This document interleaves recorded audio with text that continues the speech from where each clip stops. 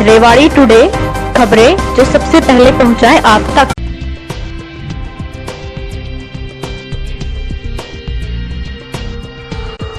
नमस्कार, रेवाड़ी टुडे में मैं पल्लवी शर्मा आप सभी का स्वागत करती हूँ। आप सभी को मेरा सादर नमस्कार। रेवाड़ी टुडे के आज के एपिसोड में हम आपको मिलवा रहे हैं एक ऐसी हस्ती से जो रेवाड़ी में संघर्ष की मिसाल बनती जा रही है। लगभग 30-32 साल पहले दूरदर्शन पर रजनी नाम से एक सीरियल आया करता था, जिसमें रजनी नाम की महिला भ्रष्टाचार के खिलाफ अपनी आवाज़ बुलंद करती है।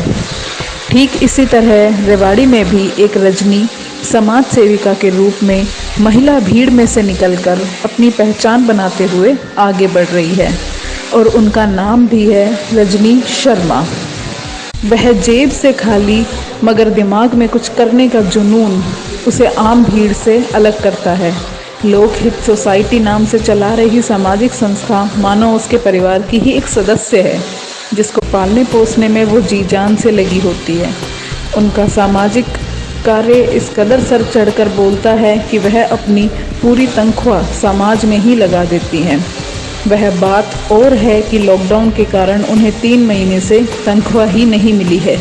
तो आइए मिलते हैं रजनी शर्मा जी से। हमारे रेवाड़ी टुडे प्रोग्राम में रजनी जी आपका स्वागत है।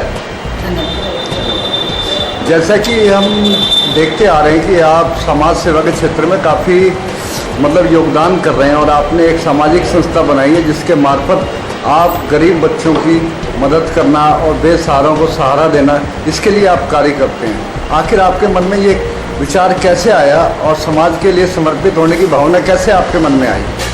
सबसे पहले तो मेरा आपके चैनल को नमस्कार है, और दूसरा जहाँ के जिस क्षेत्र में जिस मोहल्ले से हम रहते हैं जिला है, वहाँ आस पड़ोस में आए दिन हम लोग देखते रहते हैं। कभी बीपीएल लोग रहते हैं, कुछ लड़कियाँ परेशान हैं, कुछ लेडीज़ परेशान हैं, किसी को क्या समस्या है, किसी को क्या समस्या है। तो ये समस्या हमारे इर्द गिर्द हमेशा से रहती है, बस ज़रूरत होती है उसे देखने की, वही मैंने किया।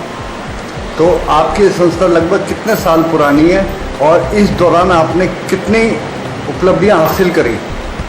उपलब्धियों के बारे में तो देखिए अभी सही से कहा नहीं जा सकता। इस क्षेत्र में काम तो मैं 10-12 सालों से कर रही हूँ, लेकिन इसको प्रगति जब मिली कि जब मैंने अपनी संस्था को सरकार में खाते में रजिस्टर करा। अब हमारी संस्था को 3 साल जो है कंप्लीट हो चुके हैं ये इस क्षेत्र में काम करते हैं।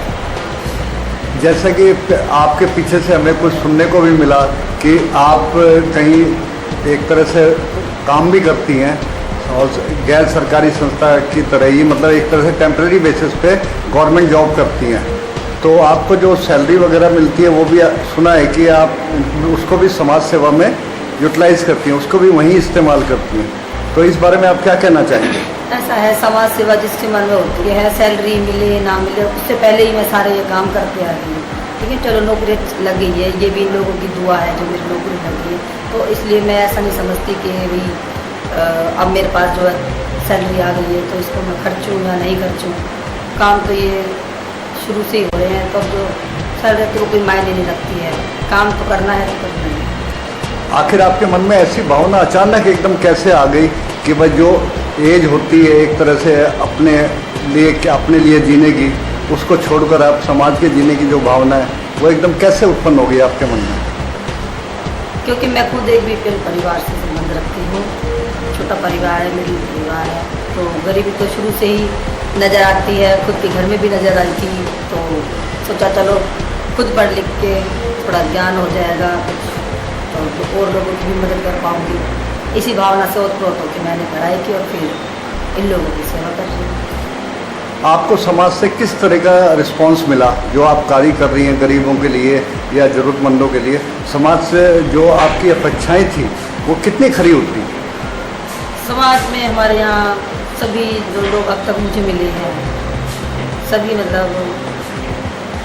कभी किसी ने कोई कमी नहीं छोड़ी। जिसके आगे मैंने कोई प्रपोजल रखा है किसी की भी हेल्प के लिए, किसी गरीब लड़की की शादी करनी है या कोई सीनियर सिटीजन की यात्रा लेके जानी है, सब ने आगे आके मेरा सराहनीय सहयोग किया और हमेशा करते हैं।